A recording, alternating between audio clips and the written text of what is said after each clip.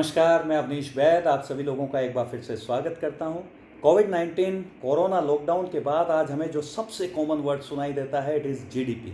जी हाँ, जीडीपी यानी gross domestic product, सकल घरेलू उत्पाद। ऐसा प्रोडक्ट जिसका निर्माण हमारे देश में होता है, उसका कंजम्पशन हमारे देश में होता है या फिर एक्सपोर्ट होता है। जब उन सभी को ऐड कर लिया जाता है तो वो हमारी जीडीपी यानी देश की प्रोग्रेस का सूचक होता है। इसी के आधार पे हम पता कर सकते हैं कि कौन सा देश कितनी ज़्यादा प्रोग्रेस कर सकता है और कौन सा देश बैकफुट पर जा रहा है। कोविड-19 के कारण से हमारी जो जीडीपी ग्रोथ है वो काफ़ी बैकफुट के ऊपर आ गई है। यदि हम इसे ईजी वर्ड में बात करें तो C+I+G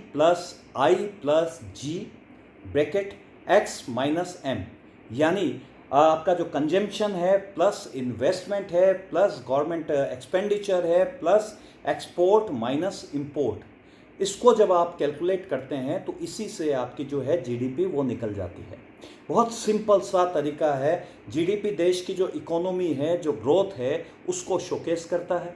इसके अंदर आपका इंडिया के अंदर जो जीडीपी ग्रोथ है उसको सीएसओ द्वारा 2011-2012 के आधार पर हर 3 मंथ्स के हिसाब से मेजर किया जाता है।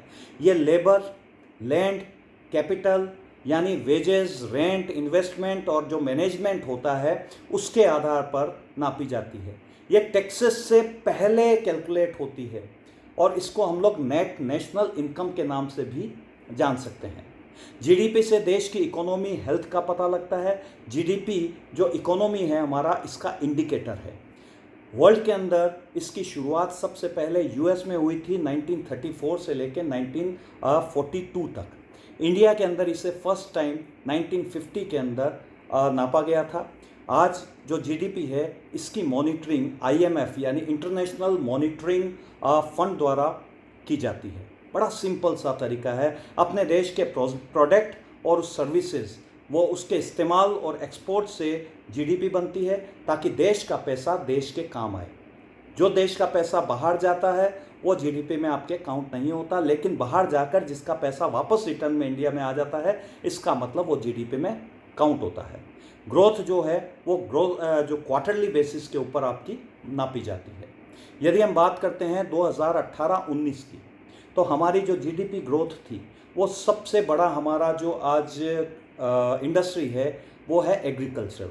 उसकी जो ग्रोथ थी वो 5.1 थी, जो करीब 1920 के अंदर 2% रह गई थी, यानी काफ़ी बैक में चली गई थी। अगर हम इंडस्ट्रीज़ की बात करें तो इसकी जो ग्रोथ थी पहले 12.1 थी जो 6% पे आ गई थी, और आज तक की जो सबसे डाउन हमारी जो इकोनॉमिक ग्रोथ रही है यानी 5% से भी कम हमारी इकोनॉमिक ग्रोथ आ गई थी जो 2019 और 20 के अंदर थी। लेकिन कोरोना के बाद में तो ये 1.9 के ऊपर इसको कैलकुलेट करने लग गए हैं, जो बहुत ही ज़्यादा विस्फोटक है। यदि हम अपनी जीडीपी को बढ़ाना चाहते हैं तो हमको चाइना या यूएस की तरह अपनी एजुकेशन सिस्टम, अपने इंफ्रास्ट्रक्चर, अपने जो भी इंडस्ट्रीज़ हैं, जो भी हमारा पावर है, ट्रांसपोर्ट है, हमारे टैक्सेस है, एक्सपोर्ट्स हैं हमारे, उन सभी को हम लोगों को बढ़ाना होगा। हमको ज़्यादा से ज़्यादा इन्वेस्टर्स इंडिया के अंदर लेकर आने होंगे, जिसके बाद ही हम लोग अपनी जीडीपी को बढ़ा सकते हैं।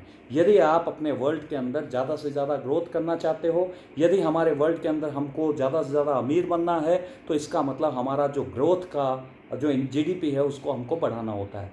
इसके लिए गोल्ड जो सोना है उसकी भी इम्पोर्टेंस काफ़ी ज़्यादा है, और जो आपके फॉरेन इन्वेस्टमेंट हैं उसको भी हमको काफ़ी ज़्यादा लेकर आना पड़ता है, क्योंकि फॉरेन करेंसी, फॉरेन इन्वेस्टमेंट और जो आपका गोल्ड है उसका जितना रिजर्व है वो आपकी जीडीपी के ऊपर काफ़ी ज़्यादा इन्फ्लुएंस करता है। इसलिए हम लोगों को जीडीपी अगर बढ़ाना है तो काफ़ी सारे ज़्यादा से ज़्यादा जो भी चीज़ें अपने प्रोडक्ट हैं उसको इंडिया के अंदर बनाना पड़ेगा, और ज़्यादा से ज़्यादा इंडिया के जो मेक इन इंडिया हैं उन्हीं प्रोडक्ट को यूज़ लेना होगा, जिसके बाद में हमारी जीडीपी बढ़ सकती है। और हमारा जो सबसे बड़ा जो हमारा इंडस्ट्री है आपका एग्रीकल्चर का, उसके अंदर तो हमको काफ़ी ज़्यादा ग्रोथ करनी होगी।